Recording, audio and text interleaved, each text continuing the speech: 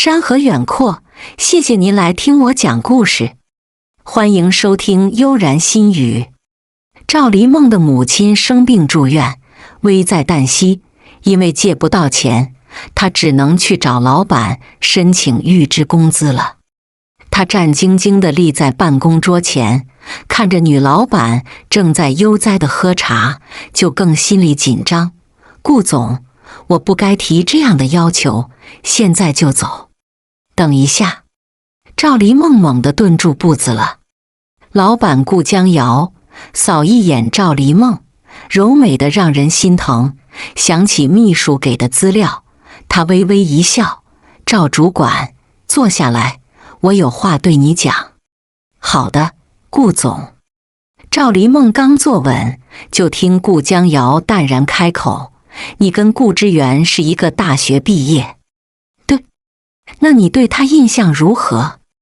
赵黎梦想一想，才说：“他是一个阳光帅气的男人。”“开玩笑，顾之源是老板的儿子，自然要往死里夸，不然还咋借到钱？”顾江瑶满意的点头：“我这个儿子据说喜欢男人，而且自从国外学成回来，就一直与我对着做。赵主管，我需要你帮我。”“好，您说。”“只要能借到钱，帮母亲动手术，赵黎梦可以为老板赴汤蹈火。我想让你帮我，让顾之源爱上你。如果不能，那你至少怀一个孩子。儿子既然养废了，那就再养一个孙子，懂吗？”“我懂了。事成之后，我会有多少钱？”这是他最在意的。毕竟人要做事无利可图，那就是在做无用功。那还不如在家躺着睡大觉了。先给你10万定金，事成以后再给你剩余的90万。倘若有了孩子，我给的会更多。见他脸色一喜，顾江瑶嘴角一扬：“你要记住，不能暴露我们的关系，不然你会寸步难行。”“顾总，那我需要带薪休假，去找江秘书之前吧。”赵黎梦从公司出来，就去闺蜜的花店了。“宁宁，我要在这打工了。”“好啊，你当老板，我正好想休息一段时间，这里就交给你了。”闺蜜刘淑宁将花店钥匙交给她，才眨眨眼地问：“梦梦，你确定要主动追男人？你别忘了，顾之源可是曾经的大学男神，还是顾江瑶的儿子，豪门生活可不是好融入的。”她安抚地朝闺蜜一笑：“安心好了，我只是拿钱办事，不会真的爱上顾之源的，不爱又怎会想嫁给他？”在决定要追顾之源，赵黎梦就做了半月的攻略，才着手接近他。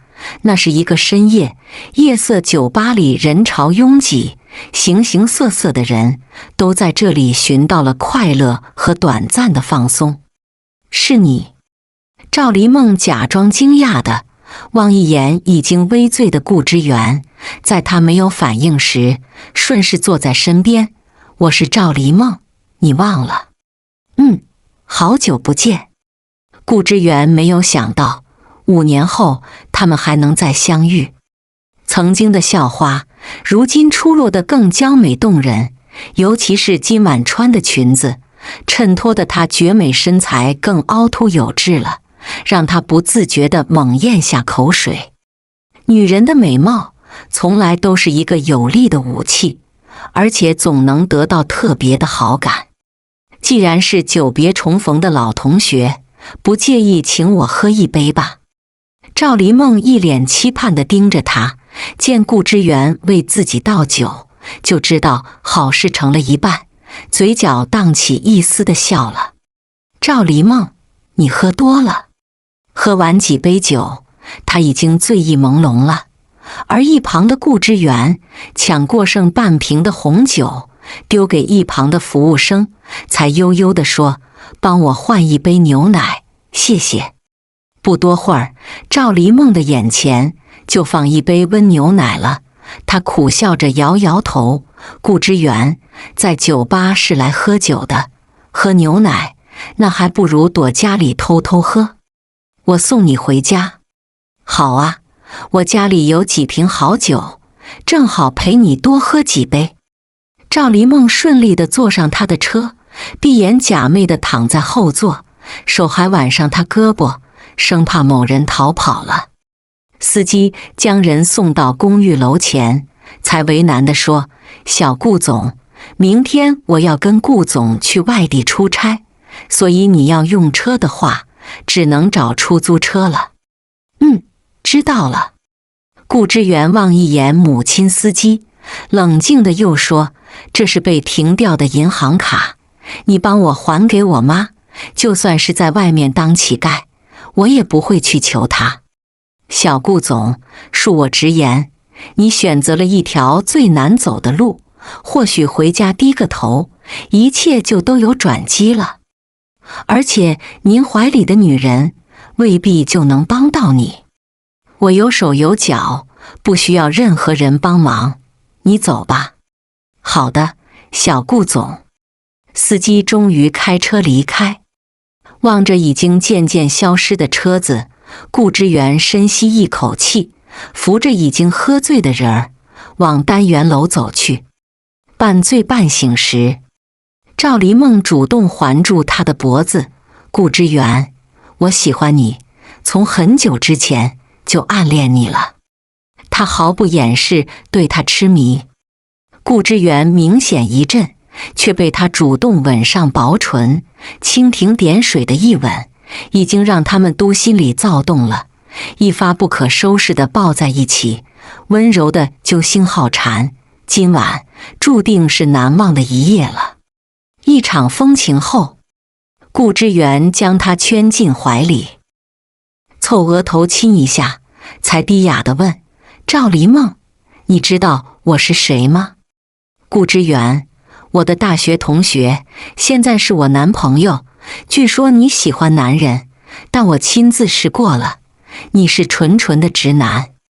见他一脸的沉默，赵黎梦掐住他的下巴，故意的抬高，让两人平视，才又说：难道我说的不对？你还有我不知的特殊身份？你说的都对，只不过我现在身无分文，你要跟我谈恋爱，可考虑清楚了。顾之远淡笑地问。赵黎梦在他薄唇亲一下：只为贪图的你的美色，我已经赚到了，更何况我赵黎梦找男朋友，只为相爱，有钱与否，事业成功与否，我都不在乎，大不了我养你呀，一家小小花店足以养活我们了。你养我？是啊，你不信我的真心，还是不信我的能力？顾之远深邃眼里闪过一丝诧异，他从未想过，在某一天，还有女人会想养他。若不是有意为之，那赵黎梦就算是纯爱战神了。我妈是顾氏企业的董事长。赵黎梦，你不会。他话才说一半，就被赵黎梦用手封住了嘴。他浅笑地开口：我对于你豪门的身份没兴趣，倒是对你这个人很有好感。当真？他脸红的一笑。赵黎梦捣蒜一般的点点头：我一直心悦你。话落，顾之远低头吻上粉唇，一脸意味深长地开口：希望你说的都是真的。我可以发誓，如果哪天你回家了，我会乖乖地离开，绝不纠缠。我倒希望你可以一直对我情深。赵黎梦笑着点点头：你以后怎么打算？老板曾暗示过他，如果有机会让顾之远可以认识到人间险恶，而乖乖地回到他身边，毕竟能投胎在豪门家庭已经很幸运，没必要跟普通人抢工作。我想找份工作。顾之远将他扯进怀里，深邃眼里透出几分柔情：能够养活你和我，我养活你也可以。他笑着摇摇头，这是本质的区别。梦梦，如果可以，我希望我们可以一直在一起。当然，从那天开始，顾之源就住在了赵黎梦家里，两人开始同居的生活。他从来没想过自己会主动地追一个男人，而且两人一拍即合，竟然当晚就发生了男女之事。现在回想一下，依然让他脸颊绯红。咋了？发烧了？还是想男人了？闺蜜刘淑宁从外面回来，看着她傻笑的神色，就猜出个大概，赵黎梦已经得手了。嗨嗨，我在算账，你别瞎说。赵黎梦拿出计算器，就开始对这月的账。但刘淑宁哪里会信，在她额头敲一下，才说：梦梦，你跟顾之源在一起，那他是不是你的菜？也就那样。那样是哪样？闺蜜不依不饶地追问。被逼得没招，赵黎梦才脸红地说：你也知道，我们是临时的情侣，我只是想及时行乐，并不在意长久。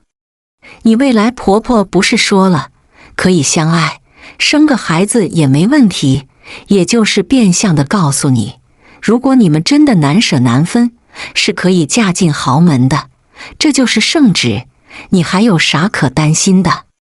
赵黎梦微蹙眉头，但她也提醒过我，她所说的相爱，只为了让顾之源知道，普通人的爱情是很不稳定，而且是随时都能被抛弃的。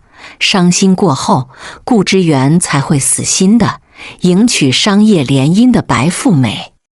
那还是真够损的，梦梦，真是委屈你了。闺蜜心疼地抱住她。其实，如果你们要是相爱了，顾之源不愿回豪门，你们也可以过平凡生的生活，简单的幸福也是很让人痴迷的。我宁愿他回到豪门，这样我才能拿到尾款，我妈还等着我的钱做手术呢。而且顾总也答应给我找国内外最好的医生，这份情谊我不能辜负。那你就能辜负爱你的男人？梦梦，你好狠心。谁狠心？顾之源下班回来，路过花店，正好听到他们的尾音。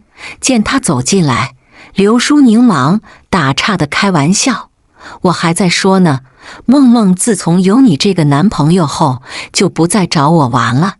要不是我来花店找他，我都1月没见他人影了。顾大帅哥，我可是吃你醋了。赵黎梦依偎在他怀里，慵懒地对一句：刘淑宁，你还有脸说去年你谈了4任男友，大前年你谈了3任男友，哪次不是将我丢在一边？我有说过你一句吗？做人要厚道哦。你有异性没人性，赵黎梦，我可是记仇了。顾之源见两人真生气了，忙缓和气氛地说：你们别吵了，最多我今晚请你们吃饭。这还差不多，我想吃四川火锅很久了。刘淑宁喜滋滋地说：这次不行，我有话要跟他说，下次再请你。说完，赵黎梦就拉着顾之源，两人从花店溜走了。你们约会留我看店，还有没有良心？刘淑宁气到想要摔手机了。宁宁，我终于找到你了。秦路明走进花店，看他眼神透着几分痴情，却是让刘淑宁后背一凉的尴尬一笑。好巧，你不是一直在国外，怎么会出现在这？眼前男人是刘淑宁出国旅游时惹的情债。原本以为只要逃回国内，两人就彻底结束了，但他低估了秦路明对这份感情的痴迷程度。你喜欢刚才的男人？没有啊，你误会了，他是我闺蜜的男友。秦路明扯出笑走近他，指尖轻抚过他的小脸。宁宁，你突然就消失，是不再爱我了，还是爱上别人了？对于他的质问，刘淑宁真恨自己，没在刚才关门走人，现在店里只有他们，他心里多少有点紧张了，倒不是怕秦路明欺负自己，而是担心他把自己再拐走。秦路明，那个，我要去外面一趟，改天我一定请你吃饭，行吗？我跟你一起。我是去进货。他无力地反驳。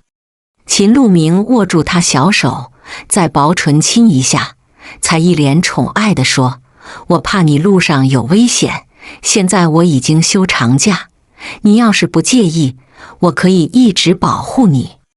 哈哈，没那必要吧？他瞅着阴沉下的俊脸，忙又改口，那辛苦你了，为你做任何事，我都心甘情愿。可是我晚上要跟闺蜜住一起，所以晚上你要自己住酒店。秦路明温柔地将人儿揽进怀里，我出钱，咱俩一起住酒店。这不行。他话说一半，就遇到半路折回的顾之源他们。刘淑宁朝着赵黎梦眨眼，梦梦，我今晚还要住你家。好啊。赵黎梦看出蹊跷，宁宁，这是谁呀？我怎么从来没见过？不会是你的第10任前男友吧？刘淑宁刚想解释，就看秦路明捶一下顾之源，臭小子，想不到你也回国了。你还说我呢，自己偷偷回国，竟然都不告诉我。我们正好要去吃火锅，一起吧。他们4个来到一家火锅店，趁着顾之源和秦路明去拿站的小料，赵黎梦才有机会问闺蜜，秦路明就是你逃回的理由吧？刘淑宁无奈点头，想逃，没想到正好撞他怀里。梦梦，我本以为拿顾之源把他糊弄过去，可他们是同学，现在我该咋办？他急得都要哭了。赵黎梦安抚地朝他一笑，我在一本杂志里看到关于秦路明的报道，他是国外有名的画家，人帅有才学，你跟他不亏。他控制欲太强，我们俩不合适。梦梦，你要帮我。赵黎梦想了想，才说，我让顾之源去陪他同学几天，你趁这个机会逃走。谢谢你，梦梦。若是不成功，可别怪我。刘淑宁拍胸脯的笑笑，放心，我不是爱找后账的人儿。梦梦，那个顾之源，他能听话的去酒店吗？我今天来姨妈了。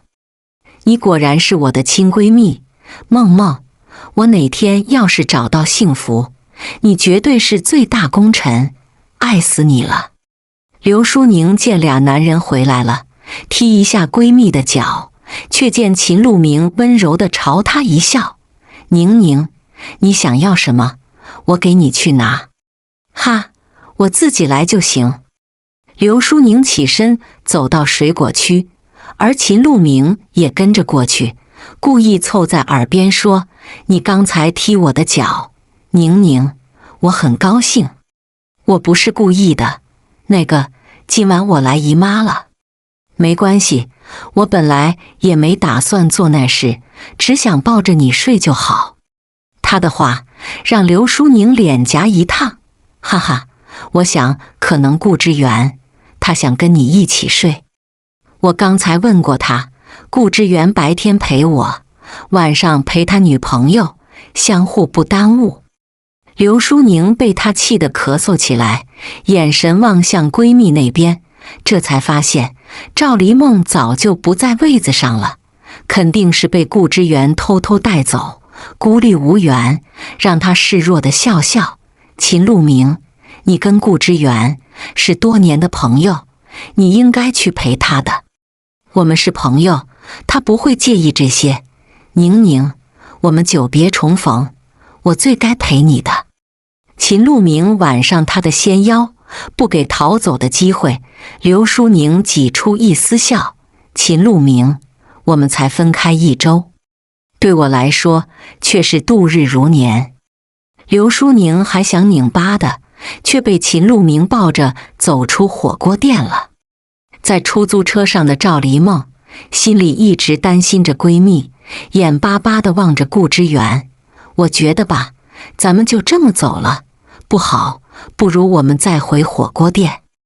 顾之源宠溺的在鼻尖点一下，才哄她的说：梦梦，其实是秦路明让我带你先走的，他想追回刘淑宁，我们在那里会影响他发挥的，而且他们都是成年人，该处理好彼此的关系。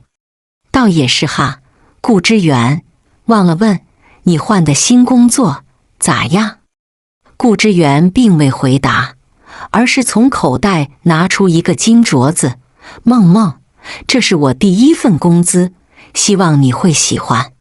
据我所知，你已经工作几年，不应该呀。被说的痛楚，他微蹙眉头。我工作5年，都是在我妈的公司，所以在与他闹翻后，我就把信用卡和银行卡都通通还给他，为的就是让他知道，没有他的管控，我一样能活得很好。可是这样一来，你就要走很多弯路。顾之源温柔握紧他的小手：梦梦，只要能跟你在一起，再苦再累我也愿意。而且我是名校毕业的研究生，找一份体面的工作不是难事，就是要你陪我过苦日子，我挺自责的。无论多苦，我也心甘情愿。不过你妈养大你不容易，如果可能的话，我希望你们母子能够关系融洽。我答应你，等到自己事业有成时，一定带你回老宅。回老宅？他狐疑地问。顾之源深情地点头。我们要结婚，自然要见你未来婆婆，而且是你把我带回家的，她一定会接受你。哈哈，那真的太好了。赵黎梦敷衍的一笑。梦梦，你是真的爱我吗？顾之源紧张地问。我对你的爱还不够明显吗？顾之源，我们俩在一起，我没有自信才对。他凑近亲吻一下她，才低沉地说：当你从酒吧捡我回家时，我是一无所有，现在也还要靠你养着。梦梦，你若是参天大树，我就是禅星号绕你而活的藤蔓。赵黎梦打趣地问：那跟你有婚约的何清欢，你就真的一点不喜欢吗？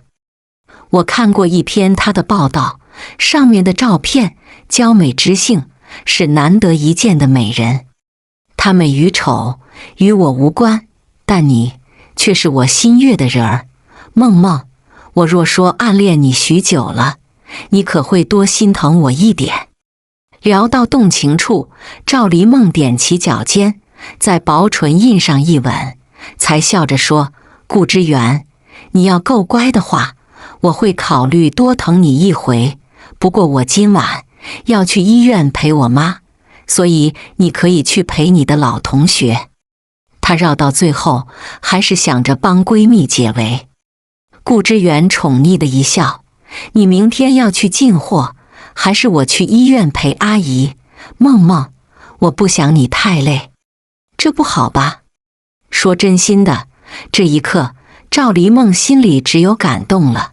毕竟两人交往才1个多月，顾之源就愿意陪他一起承担，这份真诚让他心里有些犹豫，要不要继续和顾之源维持这份早晚要分开的关系。他竟有几分不舍了。你要是心疼我，就多宠我几次，我就心满意足了。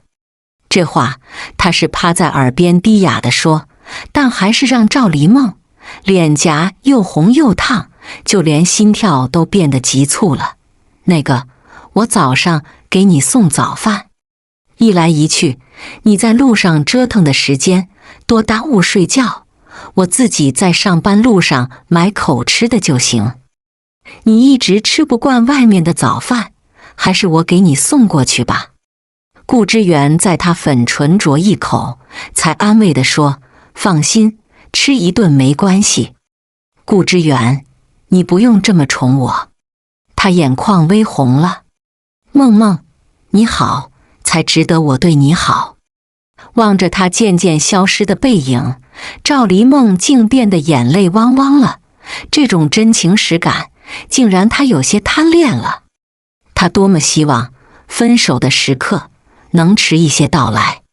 1年后，顾之源通过自己的能力，现在已经是上市公司的销售副总，挣得年底分红，没有着急买车，而是拿出一大笔钱来，偷偷给赵黎梦买了一套小公寓。梦梦，送给你的房子，你何时买的？赵黎梦完全被震惊到了。顾之源温柔拭去她眼角的泪水，才说：梦梦，我曾经承诺过你，等我有钱了，一定给你一个家。可是你花的钱却只写我一个人名字，顾之源，你傻不傻？他笑着摇头，我这么做是想一辈子套牢你。梦梦，嫁给我好吗？赵黎梦感动地抱住他，我愿意。相爱其实很简单，彼此相互吸引，能够惺惺相惜就足够了。顾之源手指颤抖的帮他戴好钻戒，才深情地吻上额头。在分开的那一刻，他眼里也变得湿润了。梦梦，谢谢你一直相信我。你本来就有能力，就算没有你母亲的支持，你一样可以成为职场精英。顾之源，我要跟你说件事。正在这时，赵黎梦的手机响了，我去接个电话。走到阳台时，他才摁了接听键。喂，哪位？是我，梦梦，我回来了，明天我们见一面吧。我恐怕没时间。对于前男友的邀请，赵黎梦只想拒绝。她刚要挂断电话，就听对面说：梦梦，我是医生，能够救你妈妈的命，而且我这次回来是顾总邀请我的。我先挂了，明天见面再说。谁的电话？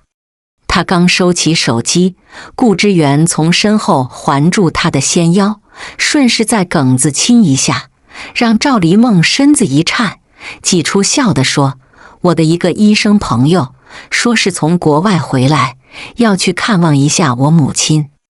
阿姨手术是要抓紧了，我明天抽时间也过去见一面。他一直对赵黎梦母亲的事很上心。明天是周一，你最忙的时候，不用特意为我请假。最多我见完朋友就去公司找你吃午饭，好吗？好，有事随时给我打电话。我知道了。赵黎梦主动吻上薄唇，顾之源脸颊微红的抱着她走进卧室。今晚又将是一个不寻常的夜。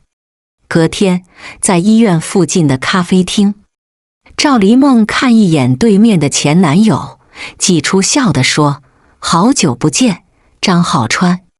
当年他为了心中白月光，背叛两人的爱情，给一句分手后就追随白月光去了国外，一走就是3年。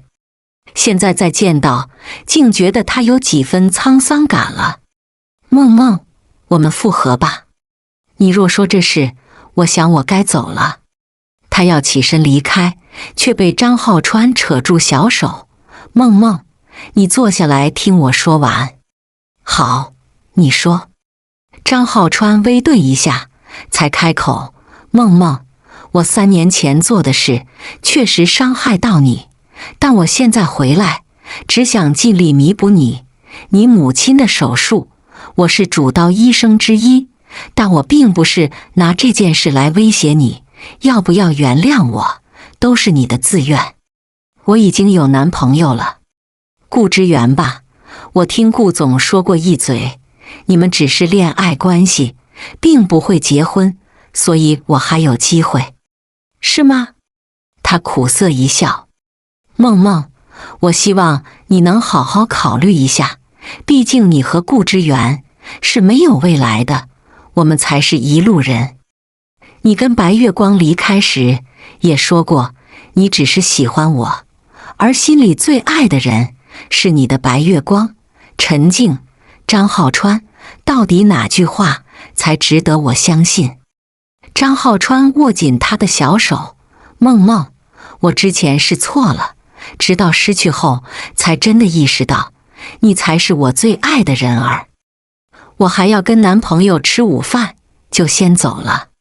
见他要走，张浩川低声说，我不会放弃的，这是你的问题，与我无关。赵黎梦笑着走出咖啡厅，开车消失在他眼前了。新房子里，赵黎梦刚到约会地方，就被顾之源带去新买的房子。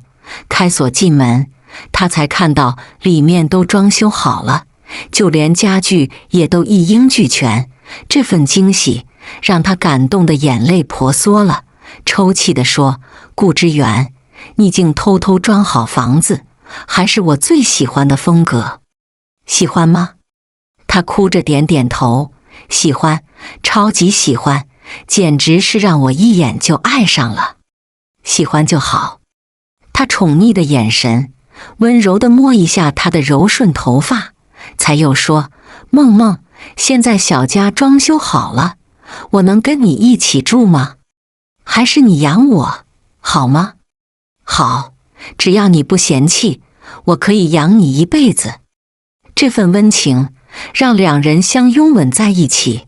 此时此刻，赵黎梦像是做了一场美梦，希望这辈子都不要醒来。然而很快就让他梦破碎了。新房子楼下的甜品店，赵黎梦已经1年没见到顾江瑶了，紧张地低头喝一口咖啡，就听对面的人说，赵黎梦，你这1年里做得很好，现在跟我去趟医院。顾总，不用麻烦，我今天刚来的大姨妈。你很聪明，但该走的流程，我不想你太敷衍。赵黎梦在秘书的陪同下去了附近医院，在做完孕检检查后，才又回到甜品店。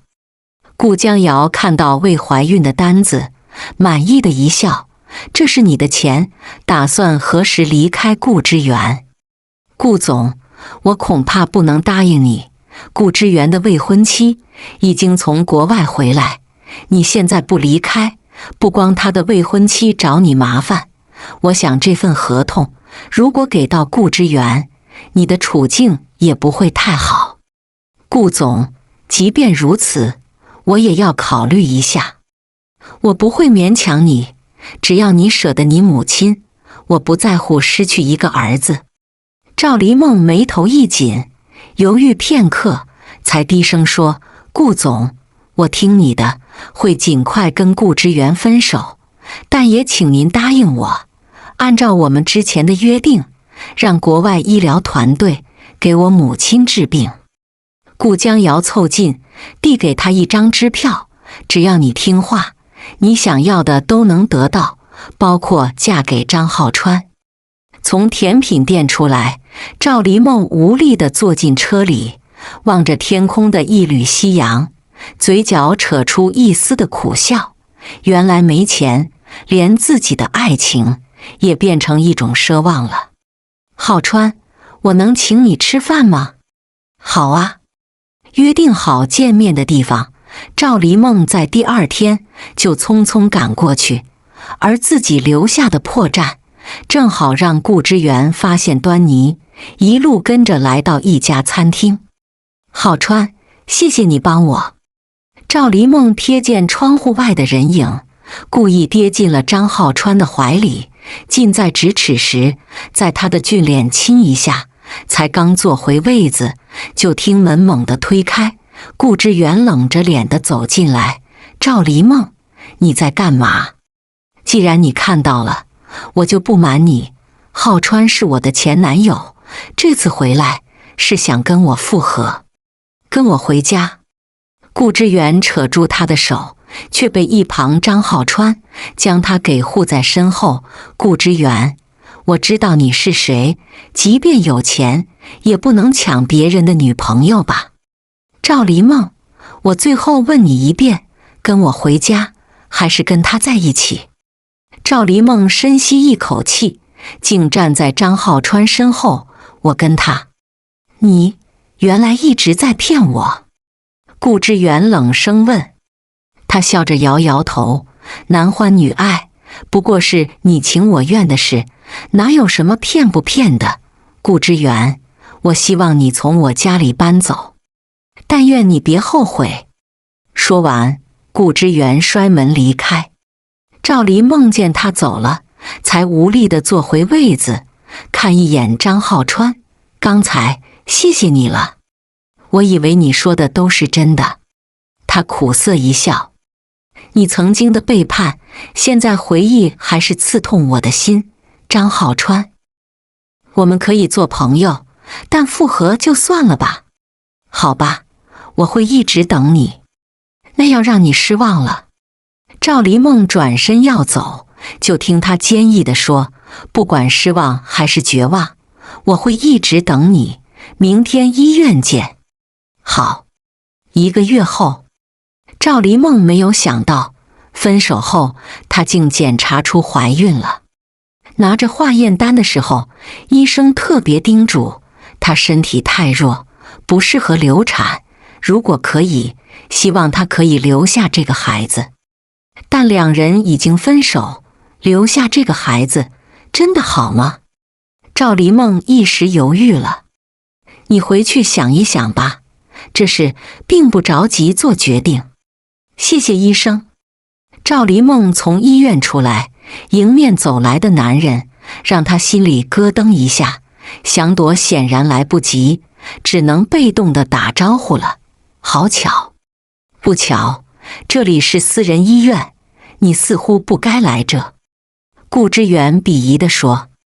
这话让赵黎梦心里一沉，本来也没心情吵架，又看到盯着自己的女人，挤出笑地说，这么快就谈婚论嫁，恭喜你呀。你是赵黎梦吧？我听阿姨提起过你，在我不在的这段时间，你帮助过顾之远。我叫何清欢，以后有事可以随时找我。望着他们渐渐远去的背影，赵黎梦苦涩的一笑，俊男美女门当户对，原来他们才是最般配的一对。而自己不过是豪门挽回儿子的一个工具，用完就丢，丝毫不需要留情面。万幸，他拿到属于自己的钱，这样就能给母亲做手术，也能带着母亲去外地生活，远离这个有太多回忆的地方。晚上，在酒吧里，赵黎梦开车来接闺蜜，刘淑宁没有见到，却意外偶遇顾之远。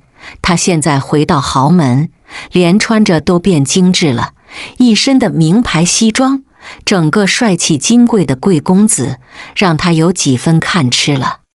坐下来，陪我喝一杯。我要找朋友。赵黎梦转身要走，竟被他硬给扯到身边坐下。无奈，他只能正视顾之远，有话就说，我没太多时间。一想到白天的事情，赵黎梦就有些刺痛，脸色也微微泛白。虽然早知道这段感情是阴谋，会无疾而终，但真到分手的那天，他的心也会揪得痛。你母亲的病好些了吗？他低声问。挺好的。听出他语气的敷衍，顾之远不恼反笑地凑近他，近在咫尺时，他强势地吻上粉唇，肆意的亲昵，让赵黎梦根本无力挣脱，直到快要窒息了，此终于被松开。你对我有感觉，赵黎梦，不过是正常的生理反应。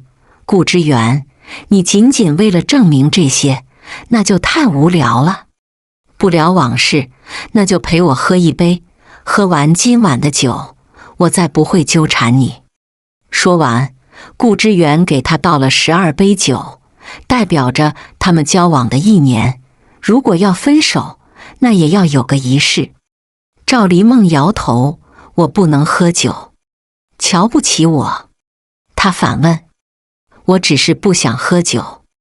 顾之源轻身将他逼在沙发靠背上，才意味深长地说，赵黎梦，要好的是你，吵着要分手的也是你，你到底爱过我吗？这有区别吗？他猛地将拳头打在墙边，才阴冷地说，我只想听你一句实话。我怀孕了，孕妇不能喝酒。顾之源发疯的将手中酒杯丢在地上，才掐住他尖下巴。你这么快就怀了张浩川的孩子，你没有忘记他曾经是如何背叛你的吧？这么轻易就原谅他，你的底线在哪？这与你无关。见他丝毫没有松手的打算，赵黎梦决定下猛药。顾之源，你已经准备结婚了，还想着跟我玩暖妹，是不是太渣了？既然已经分手，就不要再互相纠缠，让我瞧不起了你。你把孩子打掉，我们还能在一起？打掉孩子？我凭啥听你的？顾之源，这个孩子是我唯一的念想，我不可能放弃他。跟我回家。不等他反应过来，顾之源扛着他就走出酒吧了。赵黎梦一路上铁青着脸，直到车子稳稳停在别墅楼下，他才气鼓鼓地走下车。顾之源，你简直疯了！他拿出手机要打一辆出租车，却被他抢过手机，丢进一旁的垃圾桶。明天我送你一块新手机。我不要新手机。顾之源低头吻上他的粉唇，后面的话硬是被他给咽回去了。赵黎梦其实还想说，母亲再有3天要动手术了，如果这时出岔子，那是要出人命的。梦梦，相信我，我会保护你和阿姨的安全，不让任何人可以伤害你们。赵黎梦猛地推开他，顾之源，你只是一个妈宝男，就算你有一些能力，做成一些事，但你敢反抗你母亲的决定吗？你们顾家是豪门，但也需要何家的支持，商业联姻你逃不掉的。我才不稀罕维持豪门生活，我只要你。顾之源低头吻上粉唇，温柔的举动让他渐渐沉沦在这份柔情里，再不愿醒来。现实却是残酷，赵黎梦此刻只想靠着他的温暖，得到片刻的放松。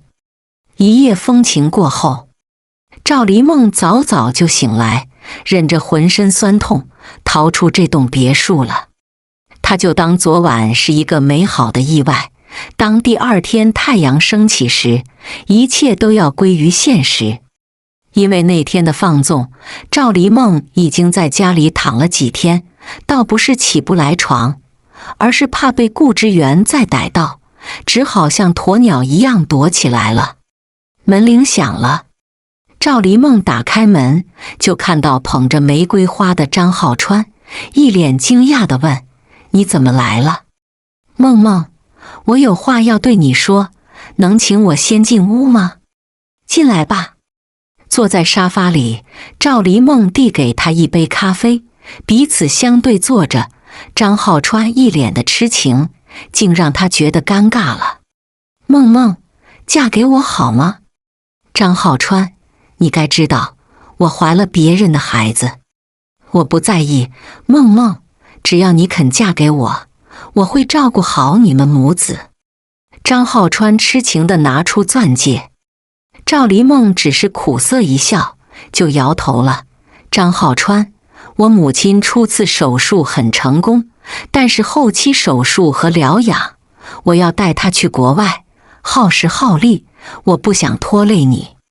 这是他的家事，没必要牵扯别人，毕竟任何人没理由无条件的帮他，是我心甘情愿的。梦梦，我不介意你孩子是别人的，只要我们相爱，我会把他当自己孩子宠着爱着，请你相信我。兜兜转转这些年，我已经看清一件事，别人都是过眼云烟，唯有你才是我的真爱。张浩川凑近想吻她，却被赵黎梦躲开。张浩川，我真的不爱你。可你那天说的话，我只是为了跟顾之源分手，才故意说的。若是给你造成困扰，我说对不起。赵黎梦打开门，苦涩一笑的又说：张浩川，谢谢你了，但我不能再爱你。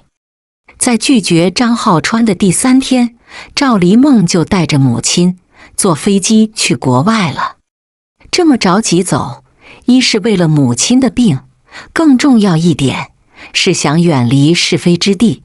如果理不清扯还乱，那就换个环境生活，或许会海阔天空。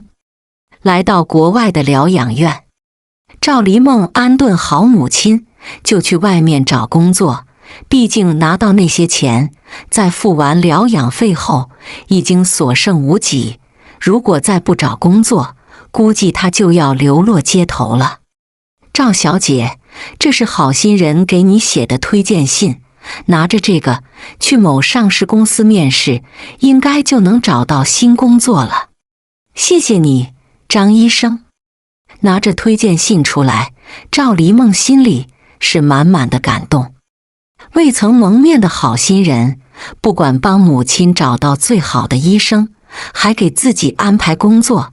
如果哪天有机会见面，他真的要好好感谢人家。据说好心人是一个老太太，常年做慈善，受他帮助过的人，没有1000也有几百人了。而自己凑巧就是幸运的人儿。本以为老天对他很不公平，但好心人的帮助让他终于明白，人间自有真情在，老天对每个人都是公平的。只可惜唯独让他缺失了爱情。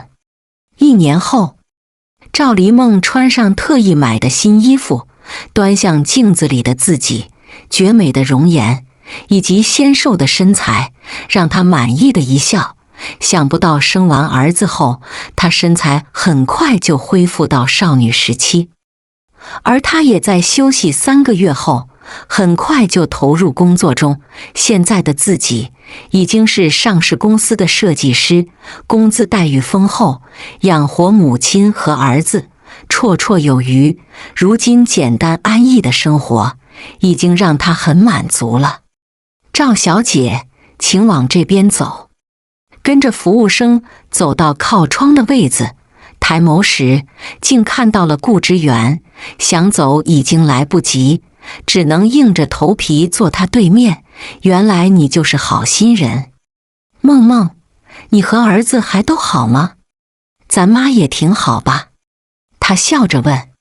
托你的福，我们都好，只是听说你1年前就结婚了，现在出现在这里，让我很意外。顾之源温柔的一笑，结婚的消息都是他们乱传的。梦梦，我已经说服母亲，让她同意我离开公司了。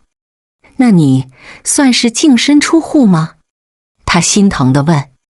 毕竟离开豪门是要退一层皮的，甚至丢掉半条命。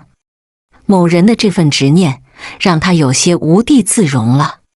顾之源摇摇头，母亲听说你生了一个儿子，已经同意我们在一起。我是离开总公司，但要在这里开一家分公司，每年1半的利润要给到母亲，才能安稳地在这里守着你们。可我的孩子不是你的，他故意地说。顾之源不在意的一笑，只要是你生的儿子，那就是我儿子。梦梦，你在生孩子的时候，我一直在产房守着你。当时你打麻药，但嘴里一直念叨着顾之远，如有来生，我们还能在一起。我那是胡话。他脸红地说，我们还正当年，何必要等来生？梦梦，我不是妈宝男，也不是一个废人。如果你愿意嫁给我，我可以拿命来爱你，给你们优越的生活，你想要的一切。话未说完，赵黎梦就主动吻上薄唇，虽是轻轻一吻，也让彼此脸颊微红。顾之源温柔地抱住她纤腰，梦梦，让我留在你身边，好吗？我和儿子都是你的。我早知道了。那你还故意装傻？顾之源，我越来越看不懂你了。赵黎梦想要推开他，却被抱得更紧。顾之源痴情地在粉唇啄一口，才低哑地说，梦梦，若不是当年你捡我回家，我或许还在自暴自弃，摆脱不了母亲的掌控，是一个名副其实的妈宝男。但自从遇到你后，我变得更坚强，从逆境爬起来，才变成现在样子。你功不可没，可我当初为了钱才接近你的，你就不恨我？他紧张地问。顾之源笑着摇头，在大学时我就暗恋你了，庆幸你的主动接近，我才有胆量爱你。梦梦，你是独立自主的女强人，在你面前，我总是缺少自信。顾之源，我带着儿子来嫁你了，余生请多指教，余生只为你而活。他深情地吻上粉唇，两人真情拥吻在一起，再不想分开了。全剧中，